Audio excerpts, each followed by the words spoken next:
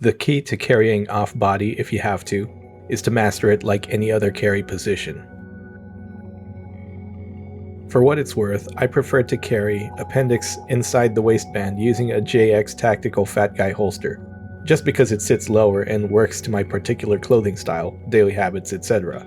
Just because it's called the Fat Guy holster, don't think that skinny guys can't wear it too. Anyone can wear this. Of course, you can buy a ready-made bag for this purpose, but I find these to stick out quite a lot.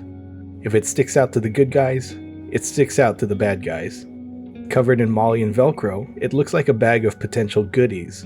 So let's talk about the bag I chose.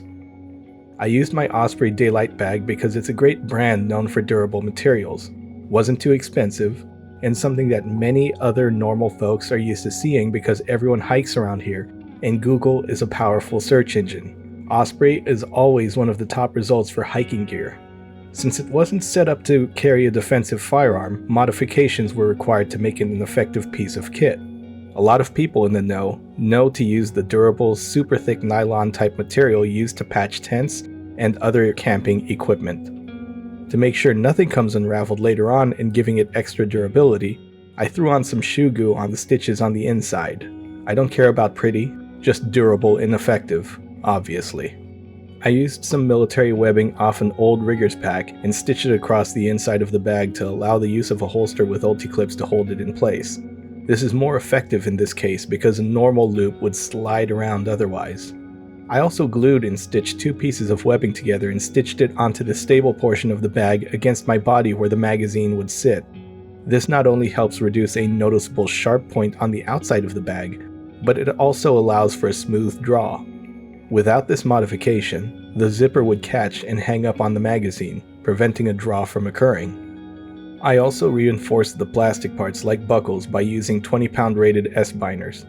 That way, if the plastic gives out or if it's released by someone with bad intent behind me, they have some work and explaining to do for messing with them. Anyway, why? Why would anyone carry their defensive firearm off-body to begin with? Well, for one, let's say you work in the medical field. Usually you'll have some place to set your bag down in a secure area with a locker in most facilities. There are many reasons people won't carry on the floor. You can work around sensitive equipment like MRI machines that actually will pose a hazard, or you work in units that specialize with people that have mental issues. It's not so much a matter of can a 200-pound fully grown man overpower someone fighting them. I'm concerned about 110-pound females that barely break 5 feet that may want to carry for defensive purposes. 2. You may have physical medical issues like spinal injuries, an insulin pump, a colostomy bag. Regardless of the issue that affects your ability to carry a defensive firearm on your belt line, I want you to be able to carry effectively and carry something if your area dictates that this may be a good idea. Many people also assume everyone is of reasonable size and weight. The victim, 75-year-old Pak Ho, was out for his morning walk when police say he was assaulted and robbed. And today, at Highland Hospital in Oakland, the family confirmed an announcement made by the Alameda County DA's office that Ho had succumbed to his injuries. If you have to be armed on your way out the door from work, and you're a petite female nurse, and you've gained a stalker, I want you to be able to defend yourself. Stalking and threatening a hospital nurse, concocting stories to be rushed to the hospital in an ambulance nearly 100 times in just 1 year. If you're disabled and you can only afford to live on the wrong side of town, I want you to be able to defend yourself.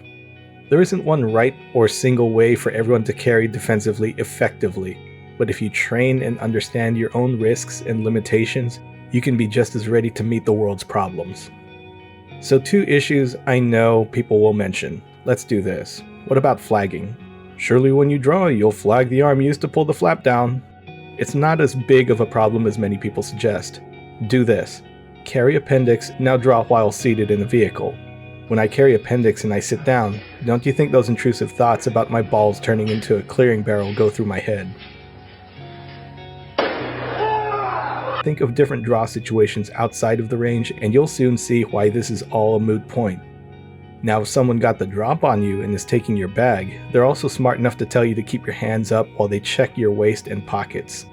They're getting close either way to do it, and you can gamble with resisting the moment hands start reaching rather than aiming, unless they have a partner, in which case there isn't much you can actually do. If you have a loved one with you and they're similarly defended, it's time to coordinate a plan on what to do in these scenarios. There's a big difference in facing single versus multiple attackers. Distance and awareness of your surroundings will always be your friend. Now the big question, do I have a list of good bags to use this way for off-body carry? Do I only recommend an Osprey Daylight Sling? Do you need to make the same mods to every bag? The answer is a heavy no. Once you understand your bag and its limitations, you can then add mods to create your own low-profile defense carry bag. No matter what Tactical Timmy says, if carrying off-body means you will be protected, then so be it. Just remember to take note of things you can do to enhance these 3 qualities: your ability to retain the bag, the speed at which you can draw from the bag, and its ability to remain low profile. This is also to show you that you should stop thinking you can buy your way into a perfect solution for everything. You can get close, but to make things a perfect solution for you, you have to begin thinking outside of the box. But if you're here and you like listening to what I've got to say anyway, I know that you already do. Until the next video, be good, stay safe, and have a good one.